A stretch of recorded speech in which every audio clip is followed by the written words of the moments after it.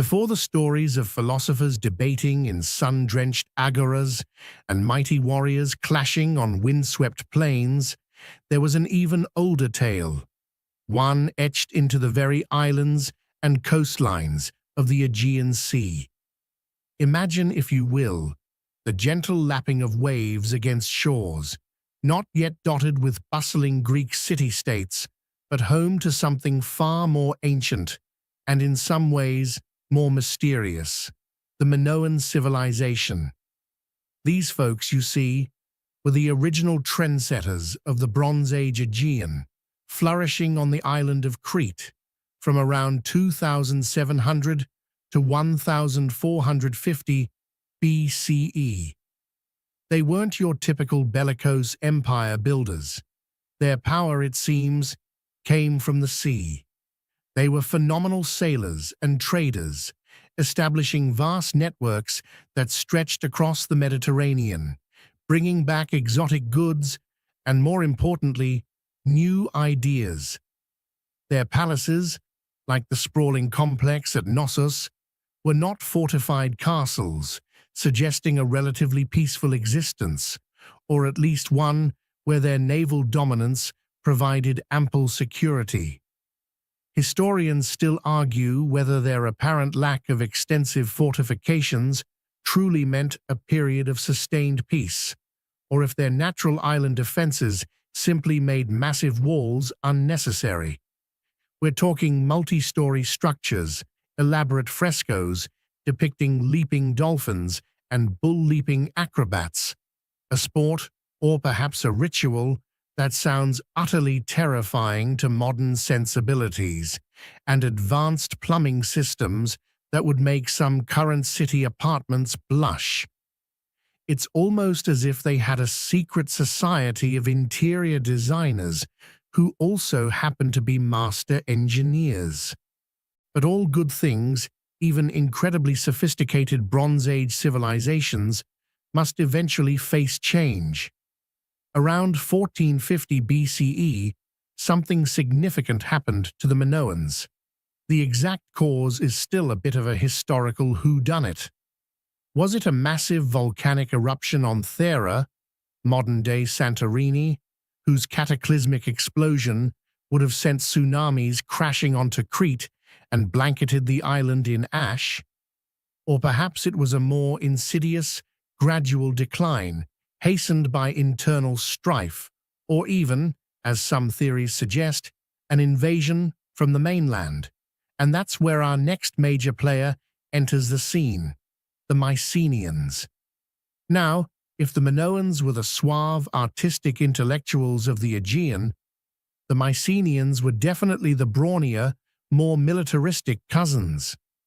Emerging on mainland Greece around 1600 BCE, their culture was characterized by powerful citadel palaces like Mycenae itself, Tiryns and Pylos, each perched atop a defensible hill and surrounded by immense cyclopean walls, so massive, legend claimed only giants could have built them. These were not open-airy palaces. They were fortresses, designed to withstand a siege, hinting at a very different approach to power and security. The Mycenaeans were, unlike the Minoans, very much a warrior society. Their graves, particularly the shaft graves at Mycenae, were crammed with gold, bronze weapons, and elaborate masks, including the famous Mask of Agamemnon, though, fun fact, it was discovered long before Schliemann connected it to the legendary King of Troy, and its actual wearer remains anonymous. They adapted the Minoan writing system, Linear A, into their own, Linear B, which archaeologists have actually managed to decipher, revealing it to be an early form of Greek. These tablets, primarily administrative records, give us fascinating glimpses into their highly organized, centralized economies and bureaucracies, managing everything from sheep to chariot parts. It seems they were meticulous record keepers, almost to a fault. Did we order enough olive oil for the palace this quarter, Gerald? And where are those missing spearheads? You can almost hear the Bronze Age bean counters. Eventually, the Mycenaeans didn't just borrow from the Minoans, they arguably replaced them as the dominant force in the Aegean. They controlled trade routes, expanded their influence, and some scholars even believe they conquered Crete itself, incorporating Minoan practices into their own. For a time, their world was one of bronze weapons, grand palaces, epic sagas. Even if unwritten then, the seeds of the Trojan War narrative were surely stirring, and a network of powerful kings. But like all great civilizations, the Mycenaean era also came to a dramatic end, paving the way for something entirely new. Their collapse, around 1200 BCE, remains another of history's great puzzles, often attributed to a combination of internal strife, environmental changes, and external invasions from mysterious sea peoples.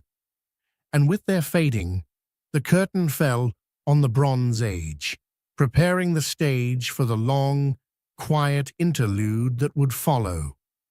So, the mighty Mycenaeans, with their grand fortresses and meticulous accounting, vanished into the mists of history, leaving behind a power vacuum and a whole lot of questions. Imagine the silence that descended. The bustling trade routes grew quiet. The great palaces lay abandoned or in ruins, and the intricate social structures simply dissolved. This period, roughly from 1100 to 800 BCE, is famously, and perhaps a little dramatically, known as the Greek Dark Ages. It sounds rather ominous, doesn't it? Like a historical horror movie title. And in some ways, it was a tough time. Population numbers plummeted. Literacy effectively disappeared. Those linear B tablets, once so central to Mycenaean administration, became dusty relics. It's a bit like suddenly losing all internet access and having everyone forget how to read. Chaos, right? But dark doesn't necessarily mean utterly bleak or devoid of human activity. It just means our historical spotlight dims considerably. Archaeological evidence from this era is scarce, like trying to piece together a complex puzzle with half the pieces missing and the instructions written in invisible ink. What we do find are simpler, smaller settlements, a return to more localized subsistence farming, and a significant reduction in the elaborate burial practices of the Mycenaeans. It was a period of decentralization, of communities shrinking, and of people focusing more on day-to-day survival than on monumental building projects or extensive trade networks. If you were a Mycenaean noble in, say, 1200 BCE, you were living the high life. If you were around in 1000 BCE, you were probably just hoping your olive harvest was decent and your sheep didn't wander off. Yet, even in this darkness, the seeds of something new were germinating. One of the most fascinating aspects of this period is the survival and transformation of Greek identity. While central authority vanished, the people who lived in this land were still, well, Greek. They continued to speak Greek, albeit with regional variations, and they held on to a shared heritage, even if it was largely oral. This oral tradition is where the epic poems of Homer, the Iliad, and the Odyssey really shine. While written down much later, these tales of heroic Mycenaean kings and their adventures were undoubtedly preserved and refined during the Dark Ages, passed down from storyteller to storyteller around countless flickering campfires. Historians still argue whether Homer himself was a single individual or a collective name for a long line of bards who crafted these masterful narratives.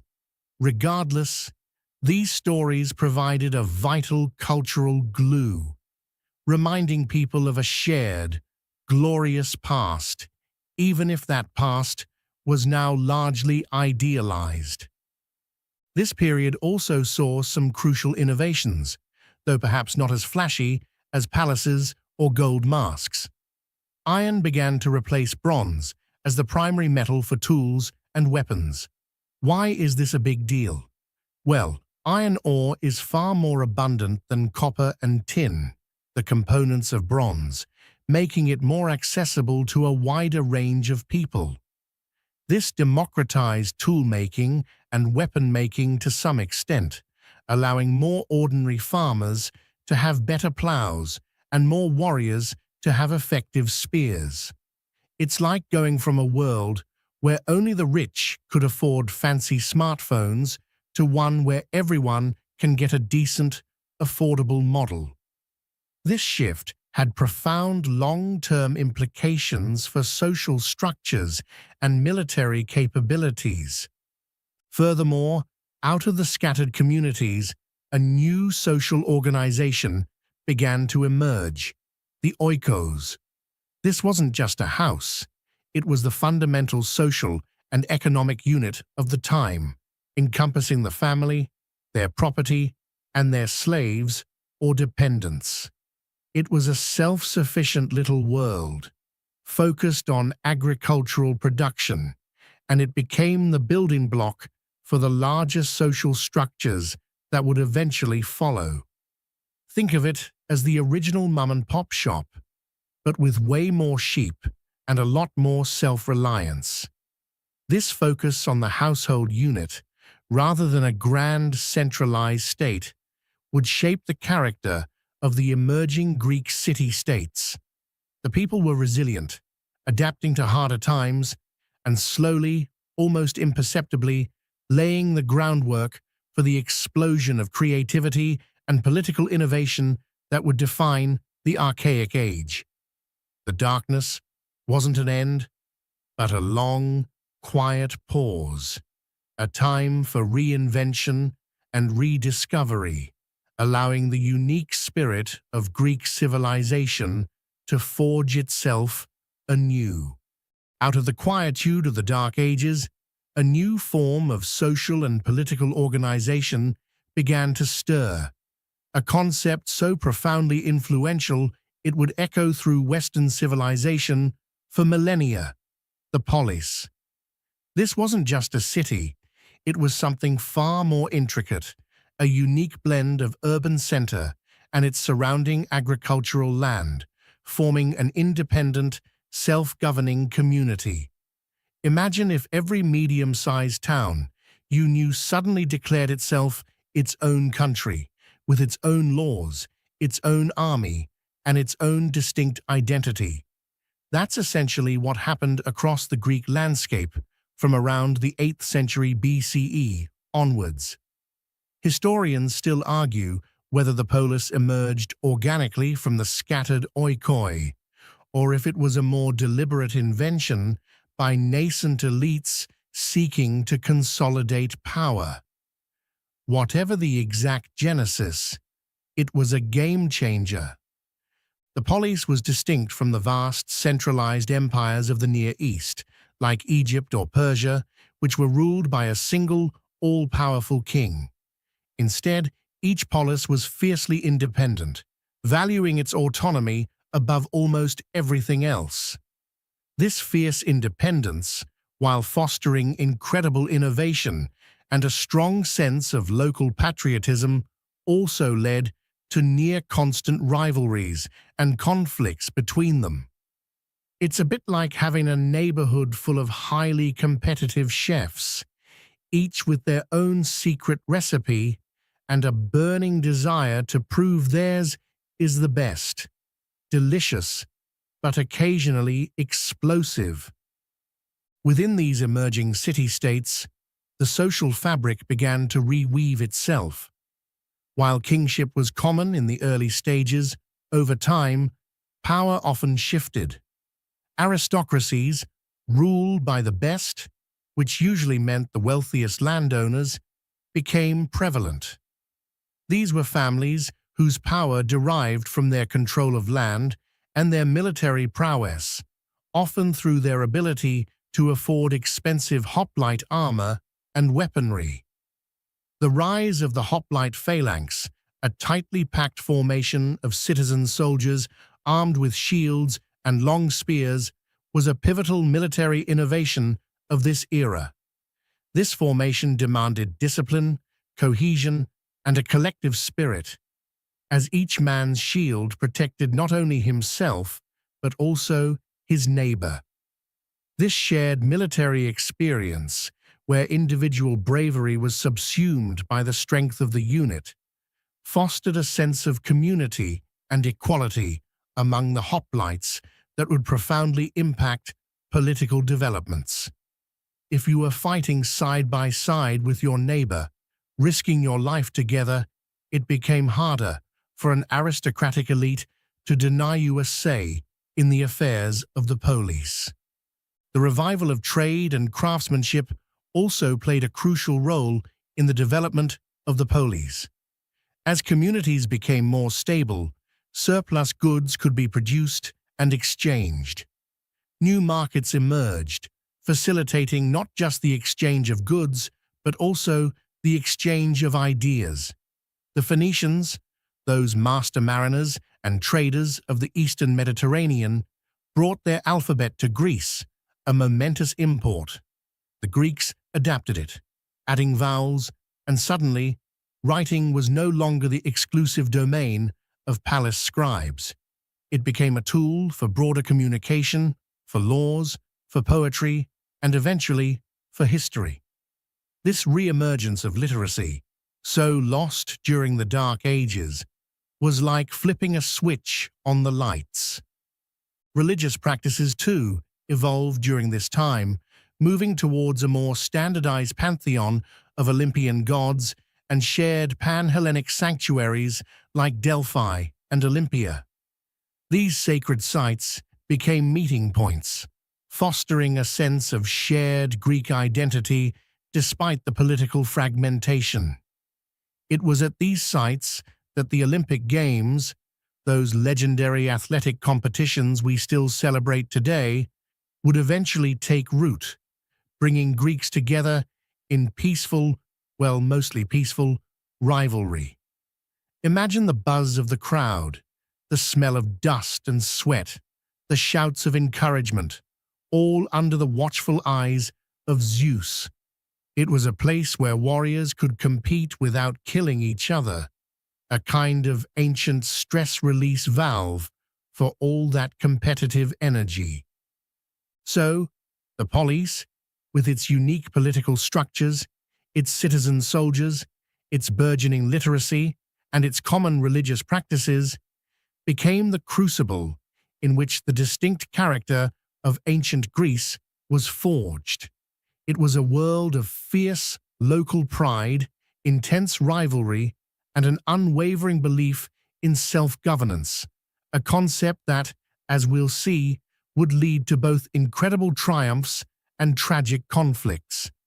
With the polis firmly established as the dominant political unit, the Greeks, ever a restless and curious bunch, started looking beyond their immediate horizons. This period, roughly from 750 to 550 BCE, is known as the Archaic Age, and it was a time of dynamic change, innovation, and perhaps most significantly, a massive wave of Greek colonization. Imagine a world where every major city on the coast decides it needs a branch office, or several, across the sea. That's essentially what happened. From the shores of the Black Sea to the coasts of North Africa, from southern Italy, which the Greeks called Magna Graecia, or Great Greece, to Spain and France, Greek settlements sprang up like mushrooms after a spring rain. Historians still argue whether the primary driver for this extensive colonization was population pressure on limited arable land, the pursuit of new trade opportunities or internal political strife, forcing dissenting groups to seek new homes. It was likely a complex mix of all three, seasoned with a healthy dash of adventure. These new colonies weren't just trading posts, they were independent polis, replicas of their mother cities or metropoles, yet developing their own distinct characters over time. They brought Greek culture, language, and institutions to far-flung lands, essentially Hellenizing vast swathes of the Mediterranean world. This wasn't necessarily a hostile takeover. Often, it involved a delicate balance of negotiation, cooperation, and occasional conflict with the indigenous populations. It's important to remember that these were not empty lands. The Greeks were encountering a diverse array of established peoples: Phoenicians, Etruscans, native Sicilians, and many others. Sometimes it was a peaceful exchange of goods and ideas. Other times, well, let's just say, diplomacy wasn't always the first option on the ancient Greek menu. This expansion had profound effects back home. The increased trade fostered by the colonies led to an economic boom. New wealth flowed into the metropoles, not just from agricultural produce, but from raw materials like timber and metals, and from the growing demand for Greek manufactured goods, especially pottery. This economic diversification created new social classes, wealthy merchants and artisans who, unlike the old landowning aristocrats, derived their power from commerce rather than inherited land. This rise of a mercantile class, alongside the hoplite farmers who were increasingly asserting their political rights, began to challenge the traditional aristocratic dominance. It was like the advent of tech billionaires challenging the old money families. A new kind of power was emerging. Art and architecture also underwent significant development during the Archaic Age. Inspired by Egyptian and Near Eastern models, Greek sculptors began creating the first monumental stone statues, the so-called kouroi, male nudes, and korai, clothed female figures, characterized by their rigid, frontal poses and enigmatic, archaic smile. These early works, while seemingly stiff to modern eyes, represented a huge leap forward in artistic expression and a burgeoning sense of naturalism that would eventually lead to the masterpieces of the classical period. Imagine the sculptor, chisel in hand, meticulously carving every ripple of muscle, thinking, "This will definitely impress the gods, or at least the local art critics." Perhaps one of the most interesting developments of this age was the burgeoning sense of pan-Hellenic identity. Despite the fierce independence of the individual poleis and the distance between them and their colonies, Greeks began to recognize a shared cultural heritage. This was reinforced through common language, shared myths, and crucially, shared religious sanctuaries and festivals. The most famous of these, the Olympic Games, held every 4 years at Olympia in honor of Zeus, became a truly pan-Hellenic event, drawing athletes and spectators from across the Greek world. A sacred truce was declared during the Games, allowing safe passage for participants, a rare moment of unity in an otherwise fractured landscape. It was more than just a sporting event. It was a cultural touchstone, a powerful reminder that despite their squabbles, they were all, fundamentally, Greek. This shared identity would prove vital when a truly existential threat emerged from the East, forcing these often rivalrous city-states to consider acting as one. As the Archaic Age blossomed, It wasn't just about expanding horizons geographically, it was also about deepening the cultural landscape within the Greek world itself. This era saw the flourishing of pan-Hellenic identity, nurtured by shared experiences and unifying institutions.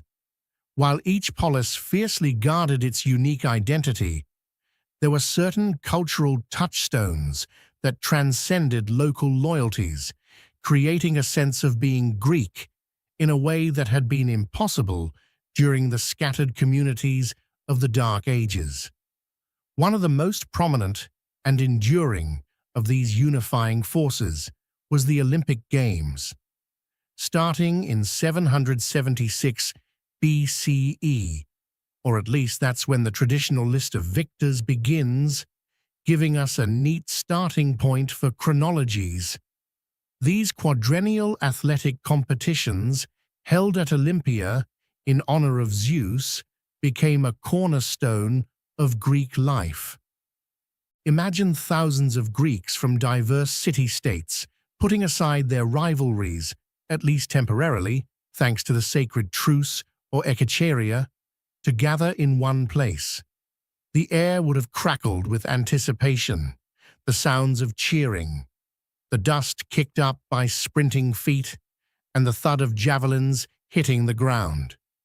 Athletes, mostly aristocratic men, competed naked, showcasing the idealized male form, a testament to the Greek veneration of physical prowess and beauty.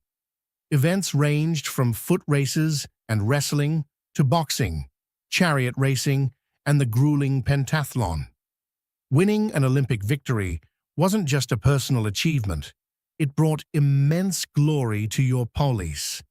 It was like winning the World Cup for your hometown, but with more olive wreaths and fewer endorsement deals.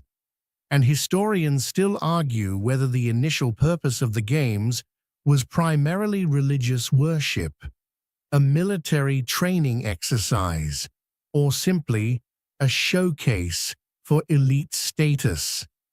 Most likely, it was a complex blend of all three. But the cultural renaissance of the Archaic Age wasn't confined to the athletic fields.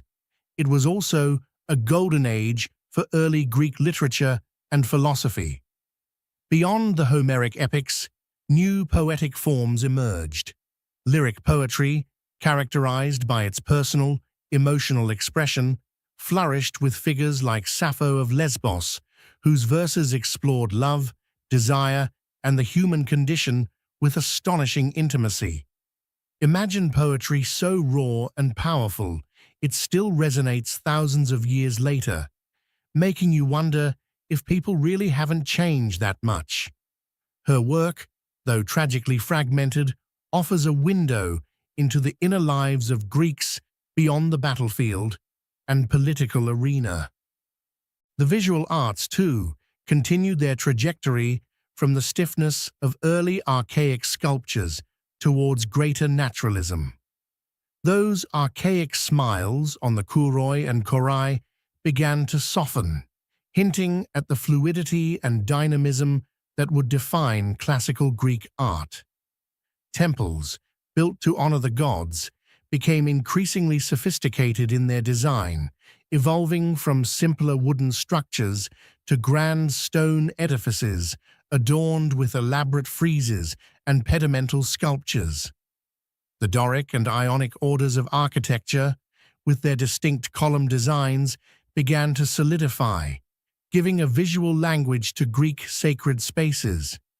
You could almost feel the weight of devotion and civic pride poured into these massive constructions. This period also saw the nascent stirrings of rational thought, the very beginnings of what we now call philosophy. Thinkers in Ionia, particularly in cities like Miletus, started to move beyond mythological explanations for natural phenomena and began to seek rational, observable principles. Thales, often considered the first philosopher, famously pondered the fundamental substance of the universe, concluding, It was water. While his answer might seem quaint now, his method, seeking natural causes rather than divine intervention, was revolutionary. It was like going from explaining a thunderstorm as Zeus throwing lightning bolts to wondering about atmospheric pressure and condensation. It was the first tentative step towards systematic inquiry and critical thinking, the very bedrock of Western science and philosophy. This widespread cultural blossoming, fueled by increased wealth from trade, the development of literacy, and the shared experiences of pan-Hellenic events, created a vibrant and intellectually dynamic society. It prepared the ground for the even more explosive innovations of the classical age, shaping the Greek mind, its artistic expression, and its way of understanding the world.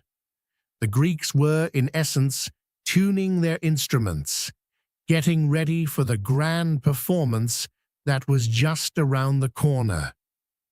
As the archaic age matured, the burgeoning wealth and social changes brought about by colonization and expanded trade inevitably led to political shifts within the polis.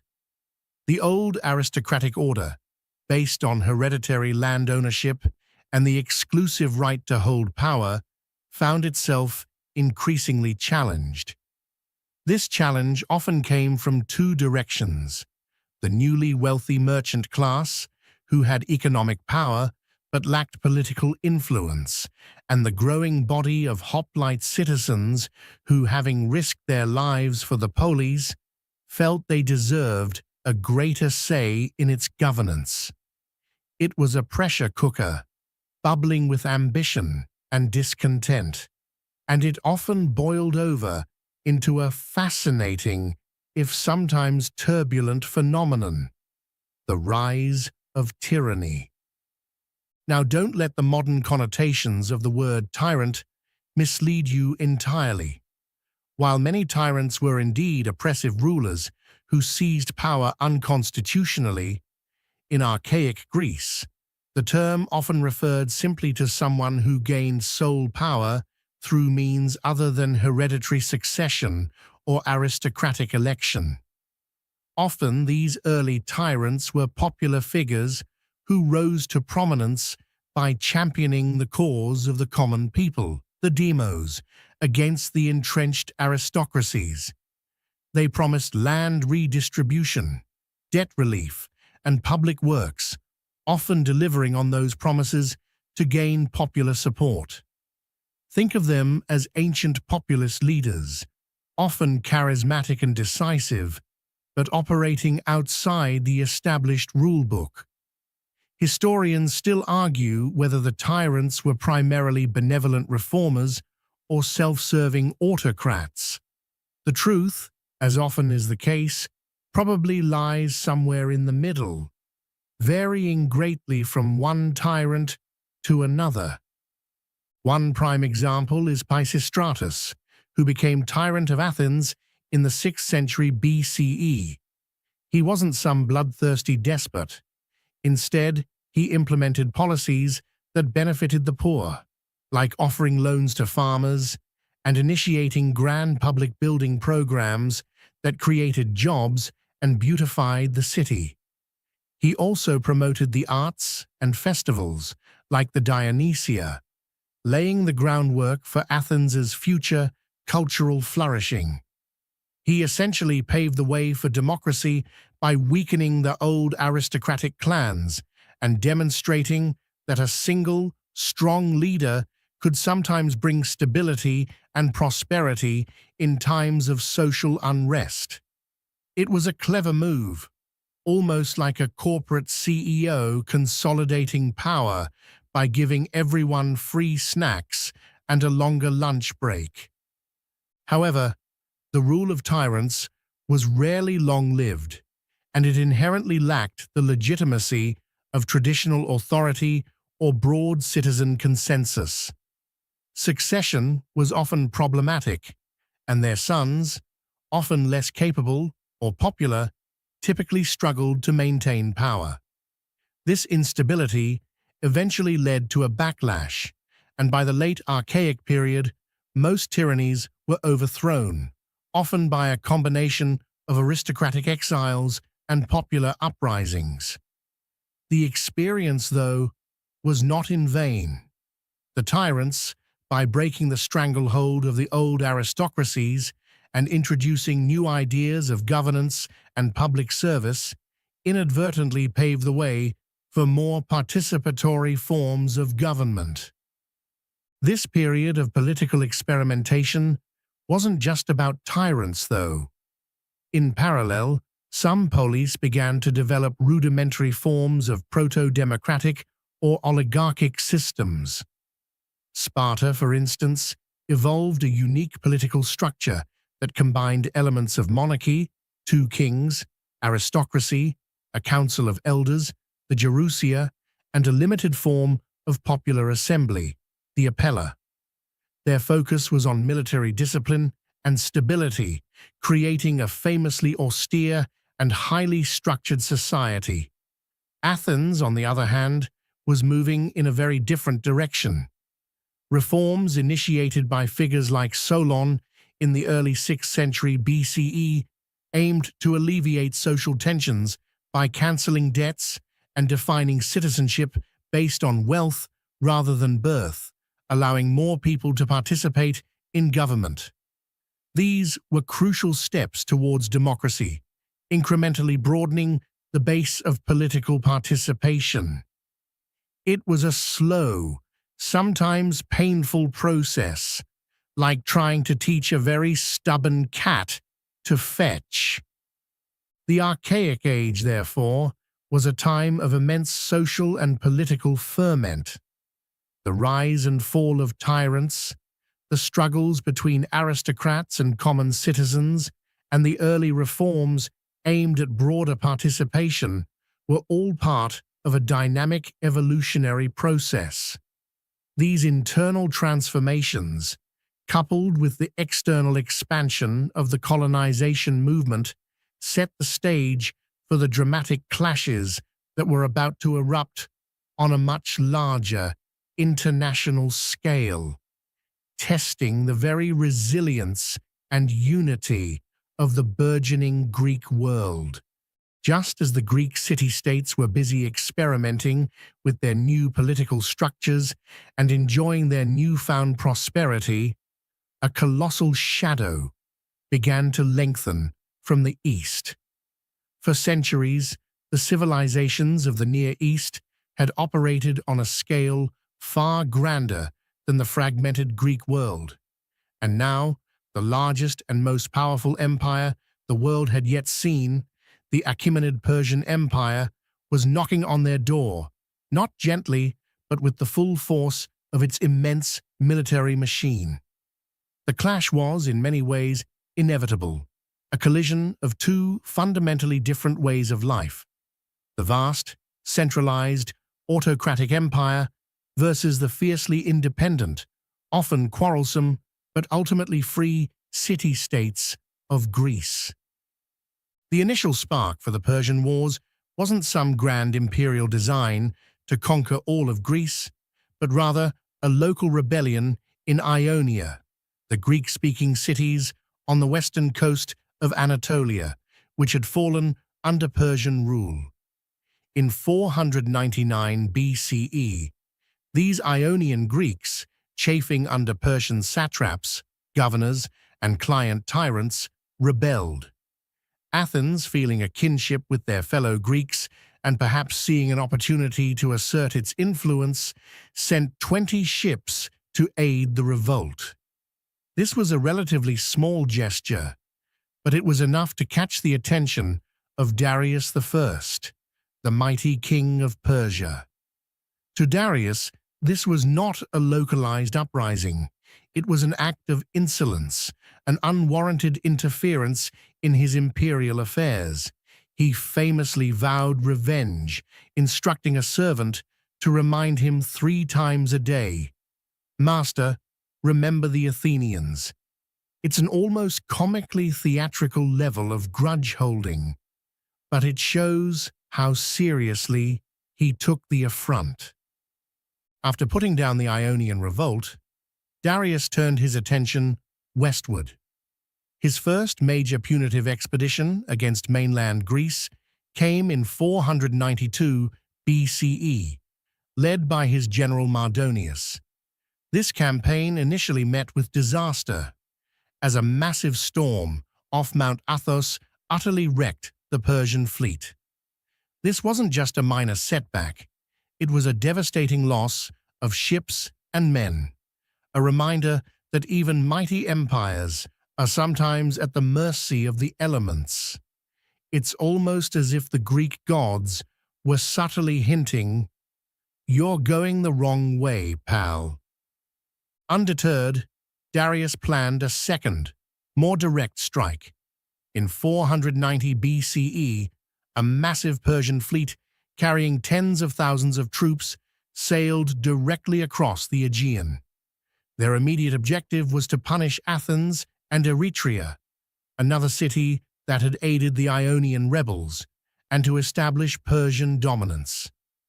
They landed at the Bay of Marathon, a flat plain perfect for the deployment of their cavalry and vast infantry. The Athenians, facing this overwhelming force, largely alone, the Spartans, for various reasons, were delayed, had to make a momentous decision: fight or submit. The story of the Battle of Marathon is legendary, almost mythical in its heroism. A smaller Athenian force, bolstered by a contingent from the city of Plataea, led by the general Miltiades, chose to confront the Persians on the plain. Against all odds, the heavily armed Athenian hoplites, fighting in their disciplined phalanx formation, executed a brilliant tactical maneuver. They weakened their center and strengthened their flanks, allowing the Persian center to advance, only to be enveloped and crushed by the Greek wings. The Persian army, accustomed to easy victories against less organized opponents, was utterly routed. Thousands of Persian soldiers were killed, while Athenian losses were remarkably light. It was a stunning, improbable victory, a testament to the effectiveness of hoplite warfare and the indomitable spirit of the Athenian citizen soldiers. This wasn't just a battle, it was a psychological victory that reverberated across the Greek world, proving that the seemingly invincible Persian Empire could, in fact, be beaten. It was the ancient world's equivalent of an underdog sports team winning the championship against a heavily favored dynasty, and the celebrations must have been epic. The Battle of Marathon marked the end of Darius's immediate ambitions in Greece, but it was by no means the end of the Persian threat. It merely paused the inevitable, giving the Greeks a crucial decade to prepare for the even larger storm that was brewing on the horizon, one that would test their unity and resilience to their absolute limits. The stunning victory at Marathon brought the Greeks a crucial decade of respite, but no one was under the illusion that the Persian threat had simply evaporated. Darius I might have been defeated, but his son and successor, Xerxes I, was a man of even grander ambitions and a burning desire to avenge his father's humiliation and finally subjugate Greece. He began preparations for an invasion on a scale previously unimaginable, assembling an army and navy so vast that ancient sources, perhaps with a touch of poetic license, claimed they drank rivers dry as they marched.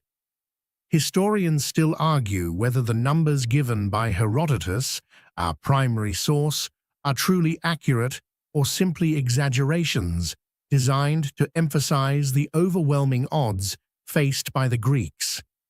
Regardless, The sheer logistical challenge of moving such a force across land and sea was immense, involving the construction of a pontoon bridge across the Hellespont and a canal through the Athos Peninsula, feats of engineering that still impress today. While Xerxes was meticulously planning his grand invasion, the Greeks, particularly the Athenians, were also busy. Themistocles, a shrewd Athenian politician and general, correctly foresaw that the next Persian attack would come by sea and convince the Athenians to invest their newly discovered silver wealth from the mines at Lorient into building a powerful fleet of triremes. These sleek, three-banked oared warships were the cutting edge of ancient naval technology, designed for speed and ramming enemy vessels. It was a far-sighted decision, almost like switching from cavalry to tanks just before a major war, and it would prove to be absolutely critical. Finally, in 480 BCE, the colossal Persian invasion force began its slow advance into Greece. The Greek city-states, despite their habitual rivalries, knew this was an existential threat. Under the leadership of Sparta, a Hellenic League was formed, a fragile alliance dedicated to resisting the Persians. The initial strategy was to hold the Persians at two key choke points: the narrow pass of Thermopylae on land and the channel of Artemisium at sea. The Battle of Thermopylae is one of history's most enduring tales of heroic sacrifice. A small Greek force, famously led by King Leonidas of Sparta and his 300 elite Spartan warriors, along with several thousand other Greek allies, took up position in the narrow pass. Their mission was not to defeat the entire Persian army, but to delay it, to buy precious time for the main Greek forces to prepare and for the Athenian fleet to operate. For 2 days, the Greeks held the pass against overwhelming Persian attacks, their disciplined phalanx proving impregnable in the confined space. It was a testament to sheer grit and military training, a bit like watching a tiny but incredibly stubborn badger hold off a herd of elephants. However, a local Greek traitor, Ephialtes, betrayed a hidden mountain path to the Persians, allowing them to outflank the defenders. Realizing their position was hopeless, Leonidas ordered most of the Greek forces to retreat, but he and his 300 Spartans, along with a contingent of Thespians and Thebans, remained to fight to the death, holding the pass to the very last man. Their sacrifice was not in vain. It bought the necessary time, inflicted heavy casualties on the Persians, and perhaps most importantly, created an enduring legend of courage and defiance that inspired the rest of Greece. Historians still argue whether Leonidas's decision to stay was a tactical necessity or primarily a symbolic act of defiance. It was probably a bit of both, a calculated risk with an incredible public relations payoff. Simultaneously, at sea, the Greek and Persian fleets engaged in the Battle of Artemisium. For 3 days, the smaller, more agile Greek triremes, despite being outnumbered, fought the Persian fleet to a standstill, enduring heavy losses but preventing a Persian naval envelopment of the land forces at Thermopylae. Though not a decisive victory, it demonstrated the effectiveness of the Greek naval tactics and their advanced ships. The stage was now set for the decisive naval confrontation that would follow, a battle that would determine the very fate of Greece. With Thermopylae lost and the path into central Greece open, the Persian juggernaut rolled onward, bringing destruction to the cities that stood in its way. Athens, in particular, faced a grim fate. Themistocles, with his strategic foresight, had already convinced the Athenians to evacuate their city, famously interpreting an oracle that spoke of wooden walls as a sign to trust their fleet. So, the citizens of Athens, a testament to their civic discipline and desperate hope, abandoned their homes, seeking refuge on the island of Salamis and in the Peloponnese, leaving their beloved city to the mercy of the invaders. Xerxes' forces marched into Athens, found it deserted, and proceeded to sack and burn the Acropolis, destroying its temples. It was a devastating blow, a symbol of Persian power, but it was an empty victory. The true heart of Athenian resistance had already sailed away. The decisive confrontation was to be a naval one, and the chosen battlefield was the narrow straits between the island of Salamis and the Attic coastline. Here, the numerical superiority of the massive Persian fleet, which included contingents from their Phoenician, Egyptian, and Ionian Greek subjects, would be severely hampered. Themistocles, understanding this perfectly, used a clever ruse to lure the Persians into the confined waters, sending a slave to Xerxes with a false message implying that the Greek fleet was disorganized and planning to flee. Xerxes, eager for a decisive victory and perhaps a bit overconfident after his land successes, took the bait. The Battle of Salamis, fought in September 480 BCE, was a naval masterpiece and a turning point in the Persian Wars. The sheer scale of the Persian fleet became their undoing in the narrow channel. Their larger, less maneuverable ships became congested, unable to operate effectively, bumping into one another and presenting easy targets. The smaller, faster, and more agile Greek triremes, commanded by Themistocles, executed their tactics flawlessly. They rammed Persian ships, shearing off their oars and hulls, or used their marines to board enemy vessels. The cacophony must have been immense, the splintering of wood, the cries of men, the splash of bodies, and the rhythmic shouts of oarsmen.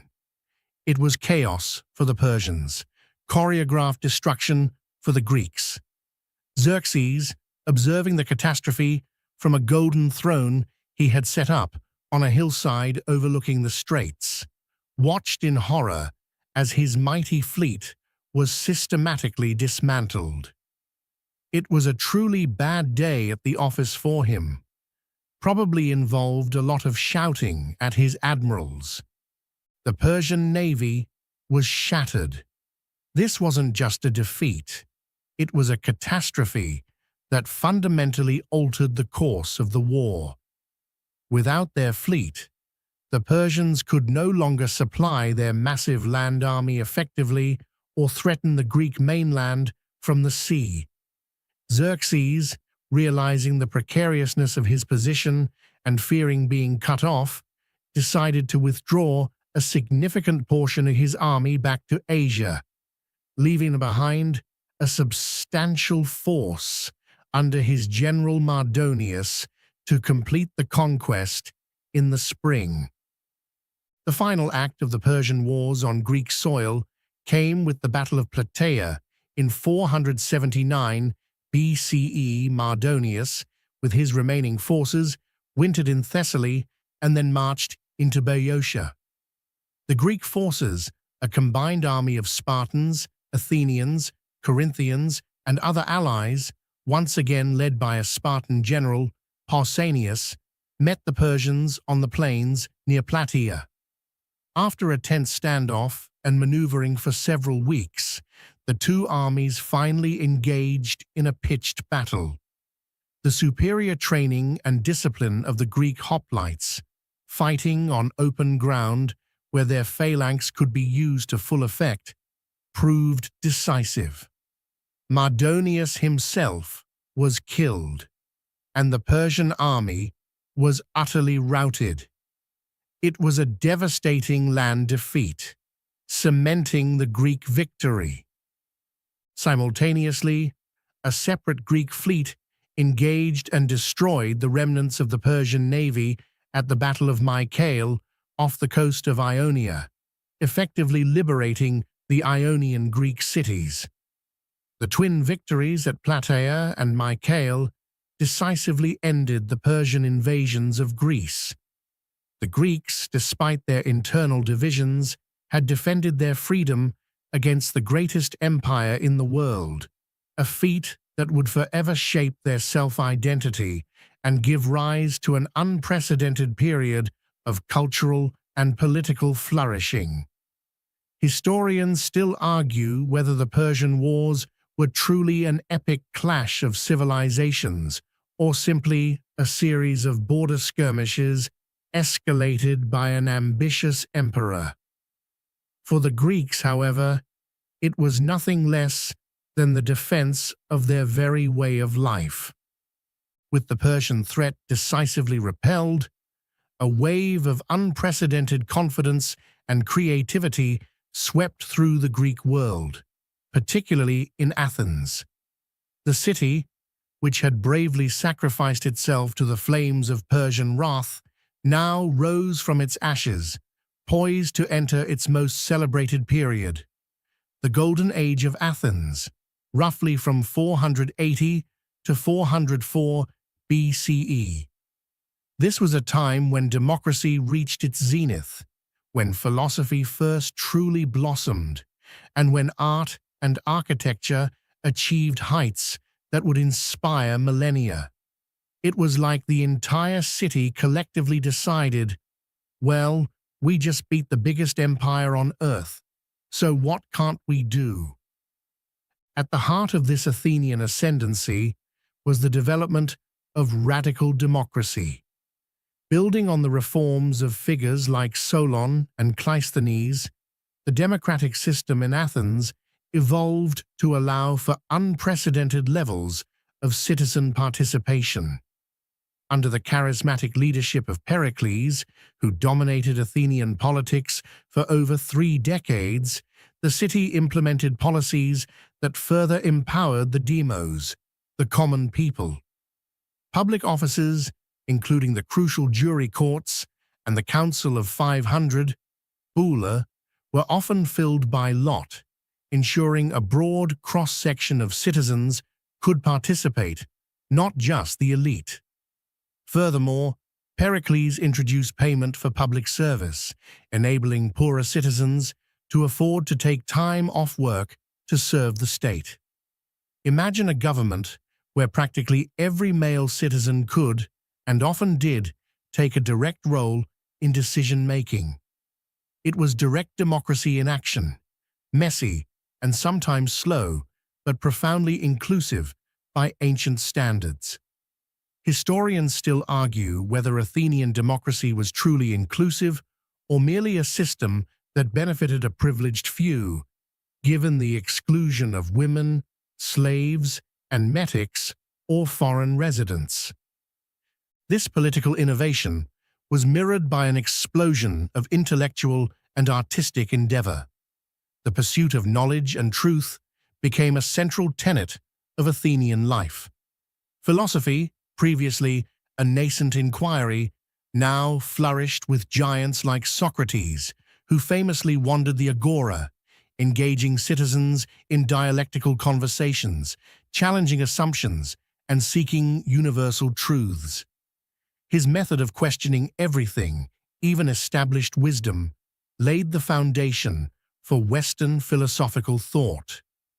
He was essentially the ancient world's most annoying, yet brilliant, conversation partner. Then came Plato, Socrates' student, who founded the Academy, one of the earliest institutions of higher learning, and explored concepts of ideal forms and justice. And later, Aristotle, Plato's student, who applied rigorous logic and empirical observation to a vast array of subjects, from ethics and politics to biology and physics, effectively laying the groundwork for much of Western science. The arts, too, reached their peak. The Parthenon, a magnificent temple dedicated to Athena on the Acropolis, became the crowning jewel of Athenian architecture, a symbol of its power and piety. Its elegant Doric columns, intricate sculptural friezes, carved by the master sculptor Phidias, and harmonious proportions still embody classical ideals of beauty and balance.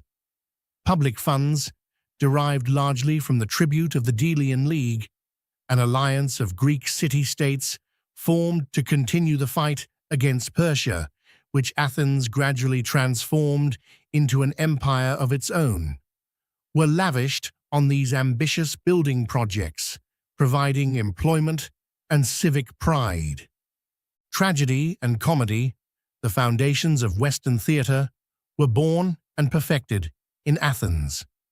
Playwrights like Aeschylus, Sophocles, and Euripides explored profound moral and philosophical questions through their dramatic works, performed in grand open-air theatres before thousands of citizens. These plays weren't just entertainment, they were civic events, opportunities for the Athenians to reflect on their values, their myths, and their society. It was a sophisticated form of public discourse, albeit with more masks and dramatic irony. This era, however, wasn't without its darker side. The very success of Athens, its burgeoning power and perceived arrogance, began to generate resentment among other Greek city-states, especially Sparta, which viewed Athens' growing empire with suspicion and alarm. The Delian League, initially a voluntary alliance, increasingly became an Athenian instrument of control, extracting tribute and suppressing dissent. The seeds of a great conflict, one that would plunge the Greek world into a devastating civil war, were already being sown, even as Athens celebrated its unparalleled glory. The Golden Age, for all its brilliance, was a fragile, ultimately unsustainable beacon, destined to face its greatest challenge from within the Greek world itself.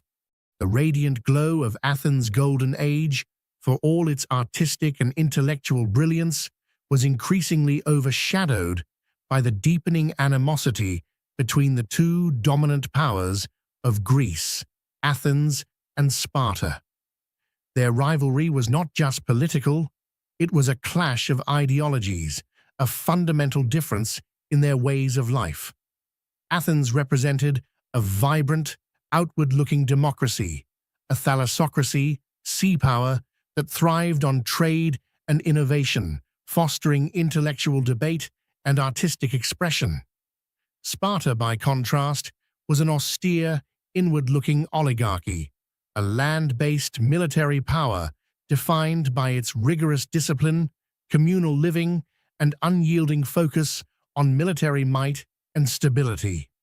It was like a free-spirited bohemian artist clashing with a rigid, highly organized military academy, with both convinced their way was the only way. For years, a Cold War simmered, punctuated by proxy conflicts and diplomatic maneuvering. The Delian League, Athens' naval alliance, had become a de facto Athenian empire, with tribute flowing into the Athenian treasury, funding their grand building projects and maintaining their powerful fleet. This dominance was a source of immense pride for Athens, but profound fear and resentment for other Greek states, particularly members of the Peloponnesian League, led by Sparta. The Corinthians, a major naval and trading power, were particularly vocal in their complaints about Athenian encroachment on their commercial interests. The immediate trigger for the outbreak of the Peloponnesian War in 431 BCE was a series of escalating conflicts involving Athenian allies and Spartan allies, primarily around Corinth and Megara. Athens placed an economic embargo on Megara, severely damaging its economy, while supporting Corcyra, modern Corfu, in a dispute with its mother city, Corinth. These were the sparks that ignited the powder keg. Spartan allies, feeling directly threatened by Athenian expansionism, appealed to Sparta for intervention. After much debate, the Spartans, convinced that Athenian power was growing too rapidly and threatening the traditional balance of power in Greece, declared that Athens had broken the 30 Years' Peace Treaty. The war was officially on. Historians still argue whether Athens's imperial ambitions or Sparta's inherent fear of Athenian democracy was the primary cause of the war.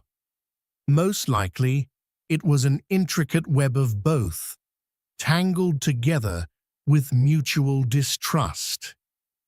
The war was divided into several phases.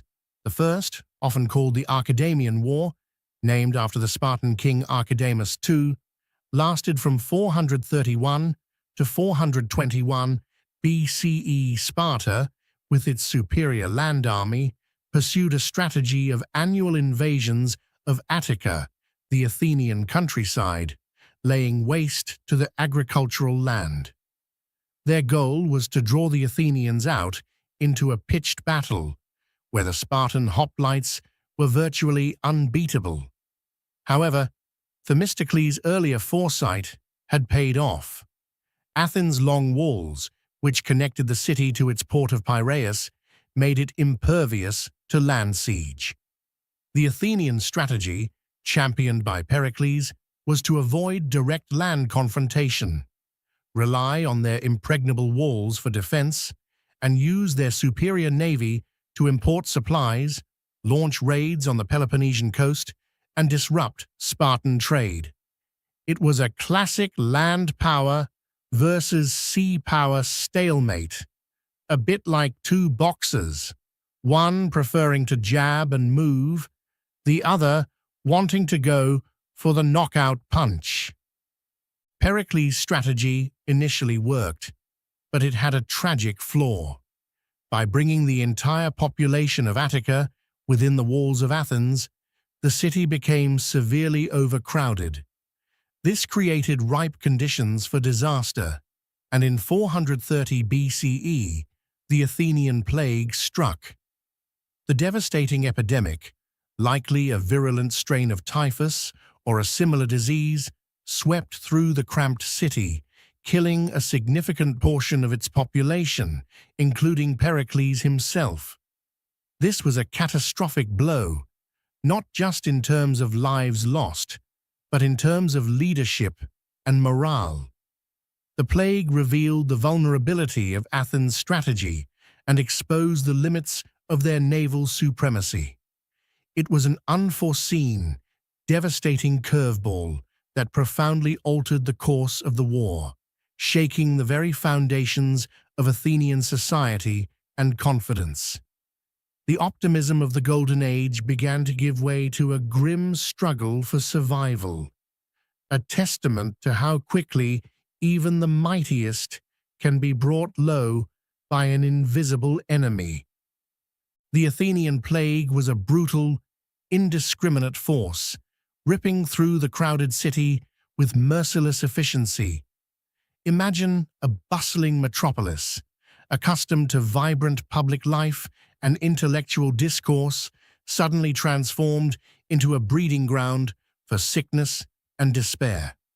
The streets, once alive with commerce and philosophical debate, became eerily quiet, punctuated only by the mournful cries of the afflicted and the carts carrying away the dead. The sheer scale of the mortality was staggering.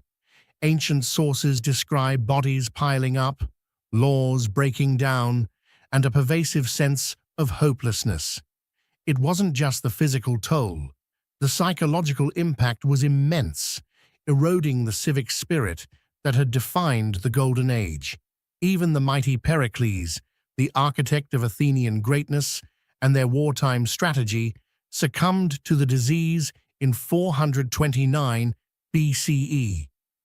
His death left a gaping hole in Athenian leadership, a void filled by a succession of less capable and often more radical politicians who frequently pursued short-sighted or overly aggressive policies. It was like a well-oiled machine suddenly losing its master mechanic and being taken over by squabbling apprentices. With Pericles gone, Athenian strategy became less consistent and more reactive. The initial phase of the war continued with Sparta's annual invasions of Attica, met by Athenian naval raids on the Peloponnesian coast. There were some notable Athenian successes, such as the capture of Spartan hoplites at Sphacteria in 425 BCE, which gave Athens a valuable bargaining chip and shocked the Spartans, who rarely surrendered. This victory even led to a brief peace proposal from Sparta, but the hawkish Athenian politician Cleon rejected it, convinced Athens could win outright. This refusal to negotiate, often driven by the more populist and uncompromising faction in Athens, prolonged the suffering and ultimately proved to be a fatal miscalculation.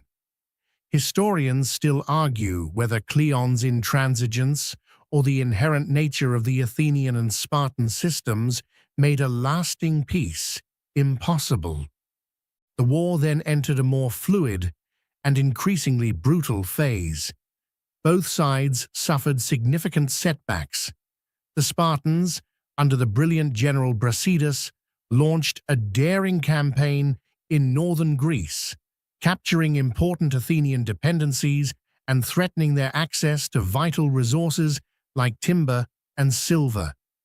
In 422 BCE, both Cleon and Brasidas were killed in battle at Amphipolis, a tragic loss of two of the war's most effective, albeit opposing, commanders.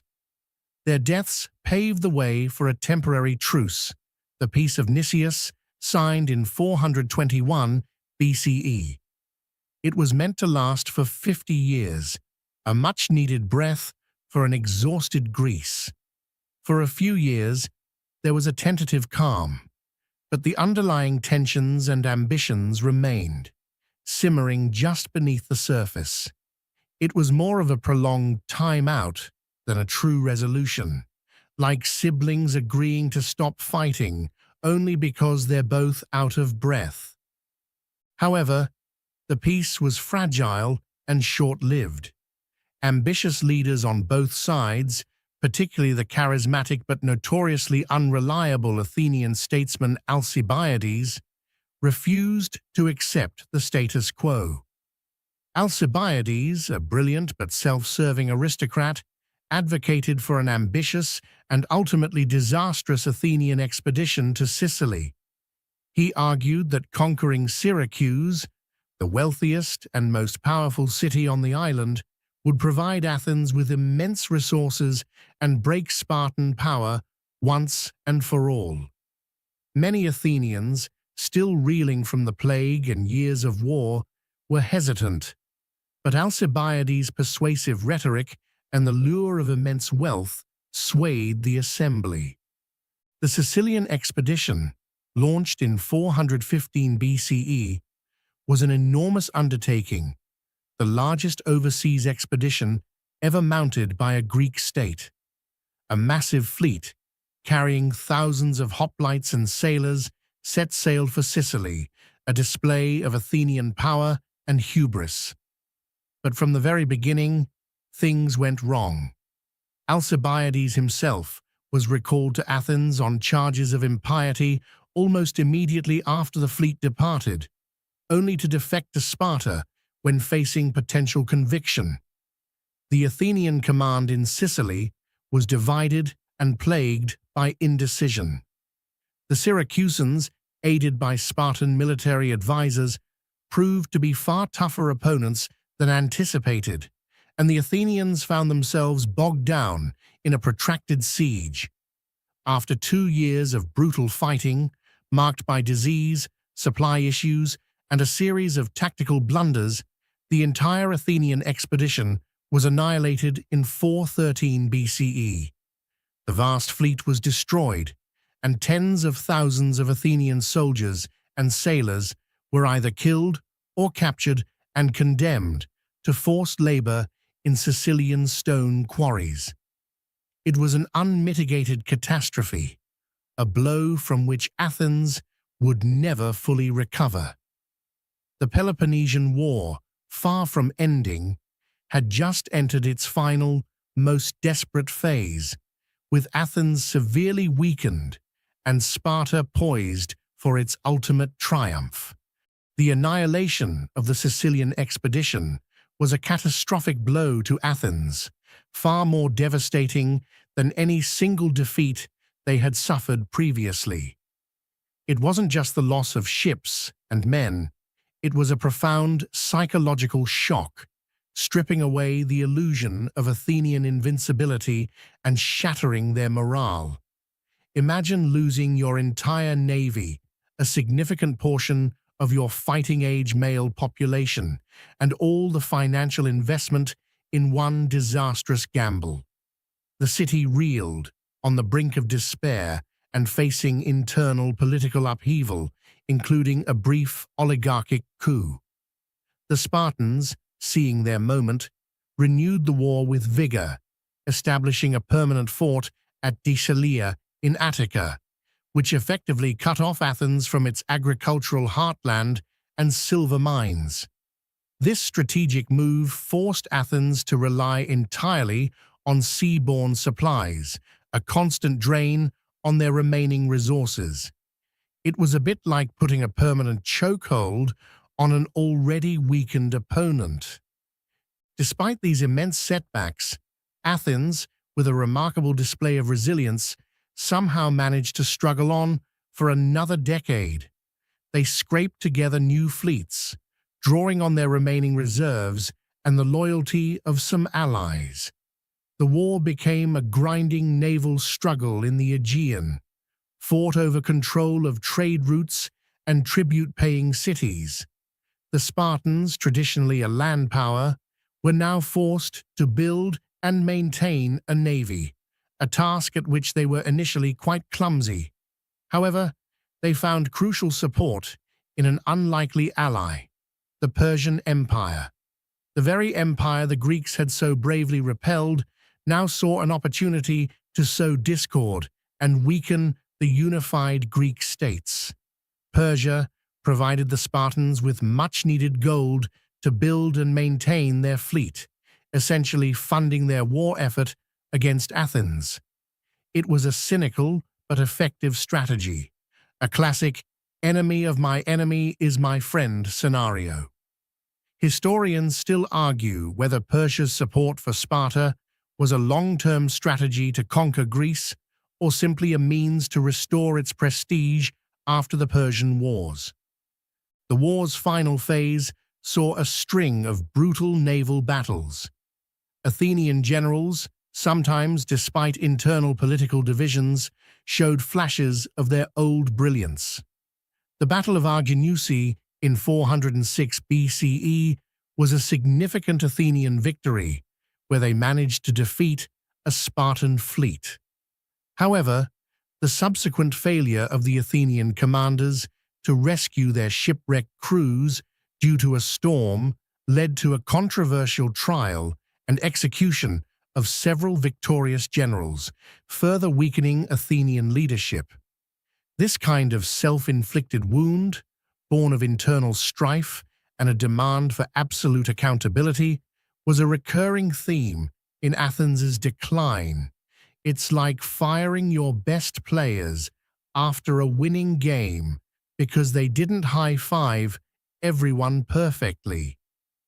The final decisive blow came in 405 BCE at the Battle of Aegospotami.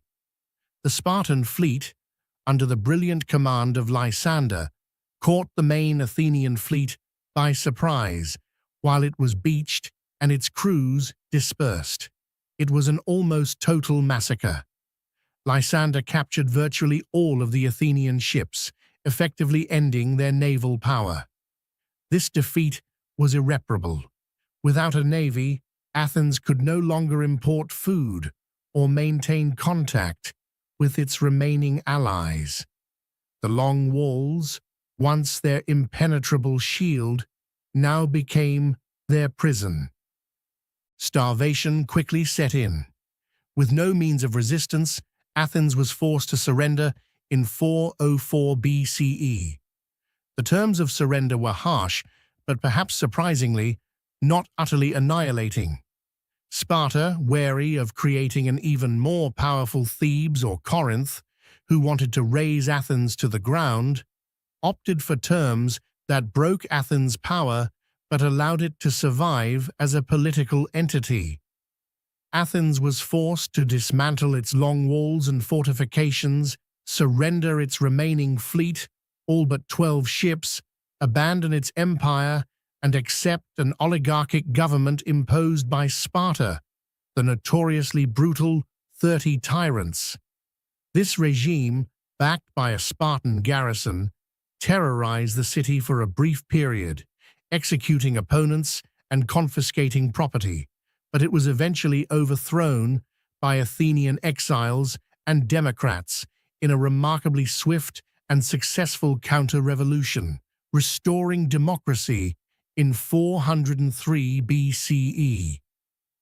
The Spartan triumph marked the end of the Peloponnesian War and the end of Athenian naval hegemony. Sparta was now the undisputed hegemon of Greece. However, their victory was bittersweet. The war had been an utterly devastating conflict, lasting 27 years, draining the resources and lives of countless Greek city-states. It had weakened the entire Greek world, leaving it vulnerable to new powers that were already stirring on its periphery. The constant internecine warfare, fueled by external manipulation, hello Persia, had irrevocably changed the balance of power, preparing the ground for a different kind of unifier to emerge. The Peloponnesian War, with its relentless brutality and debilitating length, left the Greek city-states exhausted and deeply fractured. Sparta, though victorious, found itself ill-equipped to manage the vast hegemony it had acquired.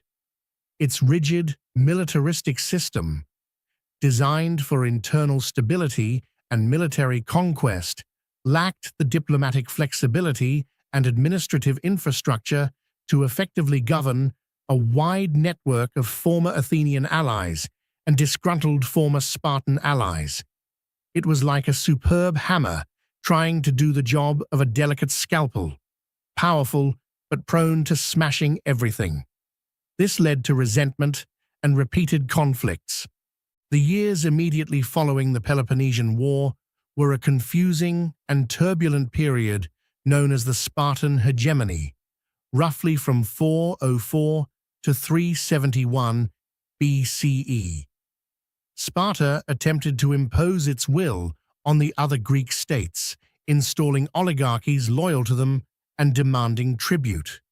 This heavy-handed approach quickly alienated many of their former allies, including Thebes and Corinth, who had fought alongside them against Athens. These cities, once eager to see Athens humbled, now found Sparta's dominance just as oppressive, if not more so. The liberators quickly became the new oppressors. Imagine the collective eye roll across Greece as Sparta tried to play the benevolent dictator. This era was marked by a series of smaller, often inconclusive conflicts as various city-states resisted Spartan overreach. The Corinthian War, 395 to 387 BCE, saw an alliance of Athens, Thebes, Corinth, and Argos, with financial backing from Persia, Yes, Persia again, still playing the spoiler, unite against Sparta. This war ended inconclusively, demonstrating Sparta's inability to maintain absolute control without constant warfare, and highlighting the enduring presence of Persian influence in Greek affairs.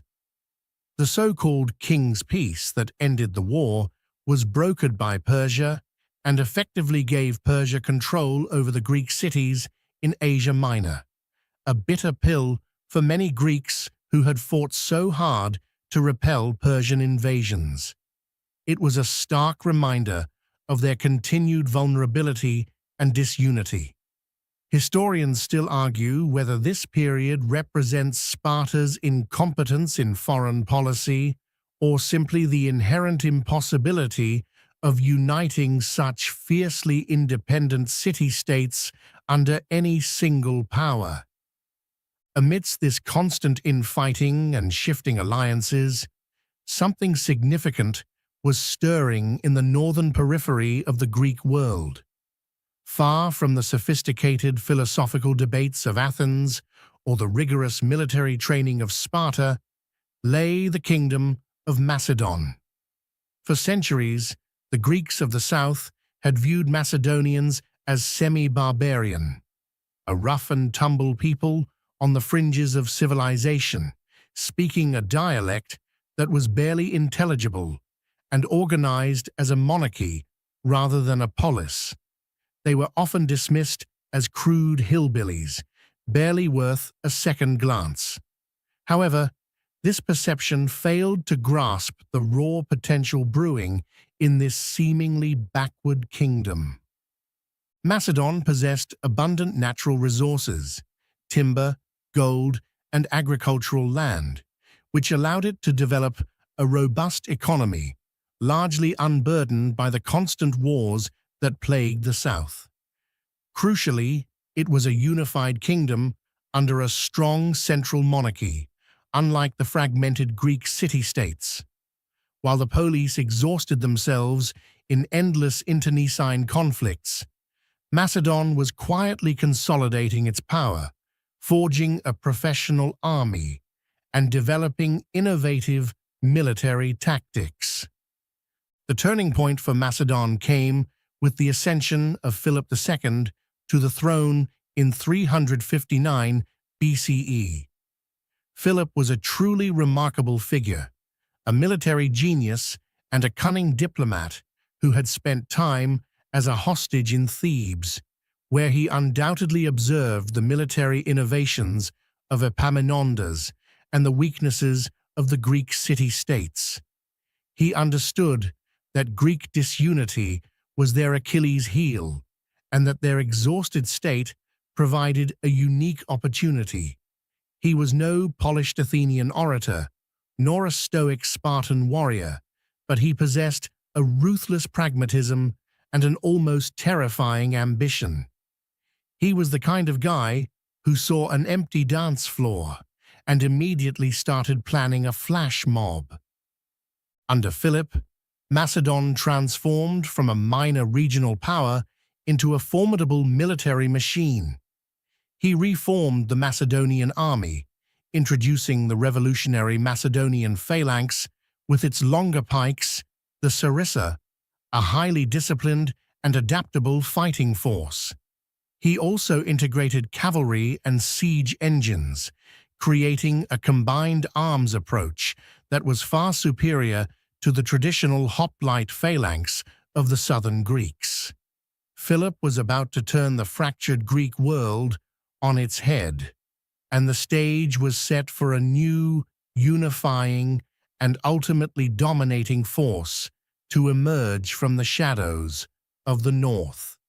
With the Greek city-states still embroiled in their endless squabbles, like a group of siblings perpetually arguing over the last slice of pizza, a force was gathering in the north that would fundamentally reshape their destiny. This force was Philip II of Macedon, and his reign, from 359 to 336 BCE, was a masterclass in military innovation shrewd diplomacy, and relentless ambition. He was the ultimate chess player in a world of checkers, meticulously planning his moves while the Greeks continued their petty skirmishes. Historians still argue whether Philip's ultimate goal was genuine pan-Hellenic unity or simply the conquest of Greece as a stepping stone to greater empire. It was probably a mix of both, driven by a deep understanding of the Greek world and a desire to elevate Macedon. Philip's genius lay not just in his military prowess, though that was considerable. He was a strategic thinker who understood the weaknesses of the Greek city-states, their chronic disunity, their exhaustion from constant warfare, and their short-sighted political maneuvering. He employed a strategy of combining military pressure with diplomatic intrigue, bribery, and propaganda. He would exploit existing rivalries, play one polis against another, and then step in as a mediator, subtly extending Macedonian influence. It was a classic divide-and-conquer strategy, executed with chilling precision. His military reforms were revolutionary. He took the traditional Greek hoplite phalanx and transformed it into the fearsome Macedonian phalanx. This involved equipping his soldiers with the sarissa, a monstrously long pike, sometimes up to 18 feet in length, wielded with two hands. This made the Macedonian phalanx an almost impenetrable wall of spear points, devastating against the shorter spears of traditional hoplites. But Philip didn't stop there. He integrated other arms, highly disciplined heavy cavalry, agile light infantry, and pioneering siege engineers who could rapidly construct formidable siege engines, including early forms of catapults. This combined arms approach made his army far more versatile and deadly than anything the fragmented Greek states could field. Imagine facing a disciplined tank division with only spears and shields. Philip's expansion into northern Greece and the Aegean often involved securing vital resources. He famously seized the gold mines of Mount Pangaion, which provided him with immense wealth, crucial for funding his professional army and his extensive diplomatic operations, which often involved generous gifts to influential politicians in Greek city-states. This steady flow of gold was a game-changer, allowing him to maintain a standing army and pursue long-term objectives while the polis struggled with citizen militias and depleted treasuries. He was, in essence, running a full-scale, well-funded military corporation against a collection of small, cash-strapped startups. While some Greeks, notably the Athenian orator Demosthenes, tirelessly warned of Philip's growing threat, others were either bought off, too exhausted to care, or genuinely believed Philip was a civilizing force who could bring peace and order to a chaotic Greek world. Demosthenes' impassioned speeches, known as the Philippics, urged the Athenians to resist, but his warnings often fell on deaf ears, drowned out by apathy or rival politicians advocating for peace or alliance with Macedon. It's like watching a train wreck in slow motion, knowing exactly what's coming, but being unable to stop it. The inevitable confrontation came at the Battle of Chaeronea in 338 BCE. Here, Philip's seasoned Macedonian army faced a combined force of Athenians and Thebans, two of the strongest Greek city-states, along with smaller contingents. Despite a valiant fight, the Greeks were decisively defeated. The Macedonian phalanx, supported by devastating cavalry charges led by Philip's young son, Alexander, proved overwhelming. This battle effectively ended the independence of the Greek city-states. Following Cheronea, Philip did not destroy the Greek cities. Instead, he imposed a settlement, creating the League of Corinth. This was ostensibly an alliance of Greek states, but in reality, it was a Macedonian-controlled entity. Greek city-states were forced to swear oaths of loyalty to Philip, contribute troops to his army, and relinquish their independent foreign policies. However, Philip cleverly left their internal political structures largely intact. His ultimate goal, now that Greece was united under his control, was to lead a pan-Hellenic expedition against the old enemy, the Persian Empire. He had achieved what no Greek city-state could. He had unified Greece, albeit by force, and set the stage for an even greater imperial adventure. Little did he know, he would not be the one to lead it. Philip II had finally achieved his ambitious goal, the unification of Greece under Macedonian hegemony, ready to embark on a grand expedition against the Persian Empire. But fate, as it often does in the grand narratives of history, had a different plan. In 336 BCE, as Philip was preparing for his Persian campaign and celebrating the marriage of his daughter, he was assassinated by one of his own bodyguards, Pausanias. The reasons for the assassination are shrouded in mystery, with various theories pointing to disgruntled former lovers, Persian intrigue, or even the involvement of Philip's own wife, Olympias, or his son, Alexander, who had a strained relationship with his father. Historians still argue whether Alexander was complicit in his father's murder or simply benefited from it. It's one of those tantalizing historical cold cases that probably won't ever be fully solved, but it certainly cleared the path for the next act. With Philip's sudden death, the Greek city-states, ever eager for freedom, sensed an opportunity to throw off the Macedonian yoke. Rebellions simmered, particularly in Athens and Thebes, but they had underestimated the force of nature that was about to take the stage. Philip's 20-year-old son, Alexander, swiftly ascended to the throne, inheriting not just a kingdom, but the most formidable army in the ancient world, and his father's grand vision of conquering Persia. Alexander, later to be known as Alexander the Great, was no ordinary successor. He had been tutored by none other than Aristotle, who instilled in him a deep love for Greek culture, literature, especially the Homeric epics, with Achilles as his personal hero, philosophy, and science. This education, combined with his natural intelligence, charisma, and undeniable military genius, made him a truly unique figure. He was the product of Greek intellectualism and Macedonian military might, a formidable blend. Imagine being trained by the smartest guy in the room since childhood, then being handed an unstoppable army. Talk about a head start. Before embarking on his grand Persian campaign, Alexander first had to secure his position in Greece and Macedon. He swiftly crushed the rebellions that flared up, demonstrating his ruthless efficiency and strategic brilliance.